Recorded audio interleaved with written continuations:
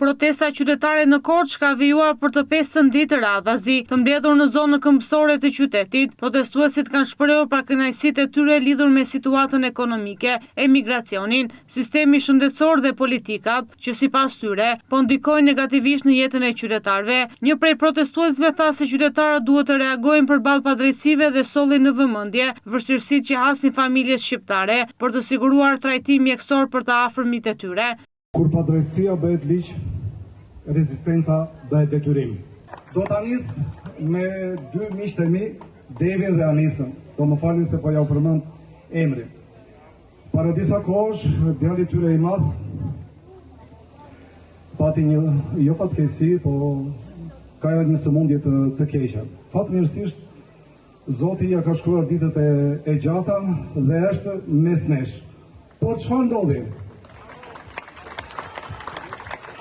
Shteti ynë gjynaqar që gjen lek për hormonet dhe për nasje dhe LGBTQI e ku e duan se çfarë budallë që është të tjera si pas Europës dhe Amerikës, vallaha, nuk ishte lek që ky fëmijë të kuroj në Shqipëri. Një muaj të tërë është vërtitur në Tiranë dhe nuk ka gjetur zgjidhje. U detyrua dhe shkoi në Greqi me lek bosh. Fatmirësisht shteti grek i hoqi të gjitha 1-1 dhe nuk ka paguar as edhe 100 dark. As edhe 100 dark. Edhe sot shteti ynë nuk gjen lek që t'i japë atij fëmije, asaj nene, që të rrijë dhe të kujdeset për djalin e saj, sepse ju duhen parat për të ngritur vila, për të rripur gjithë të popullt. Është për të çuditur dhe fatkeqësi e madhe. Vërtet turp. Në protest foli dhe një emigrant i ardhur nga Shtetet e Bashkuara të Amerikës, i cili ngriti shqetësimin për largimin masiv të shqiptarëve dhe boshatisjen e qyteteve.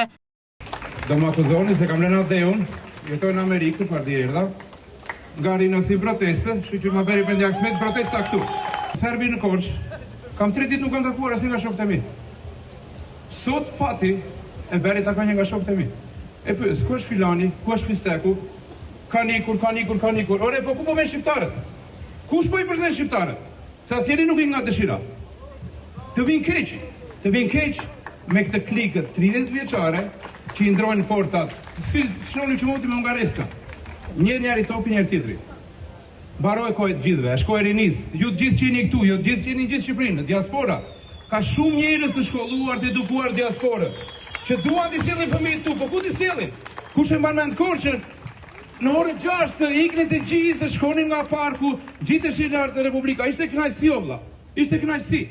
Shiko sa pak kemi mbetur. Dhe pse? Sepse patronët e Shqipërisë, zotëria e nderuar, e ka Shqipërinë e tij, e ka bërë plaçk.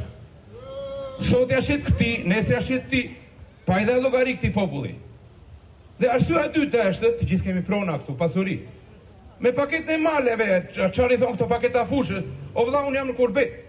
Vi nesër me shpresë se kam një tokë këtu, do bëj një biznes, e kam marrë tjetri. Investitori strategjik.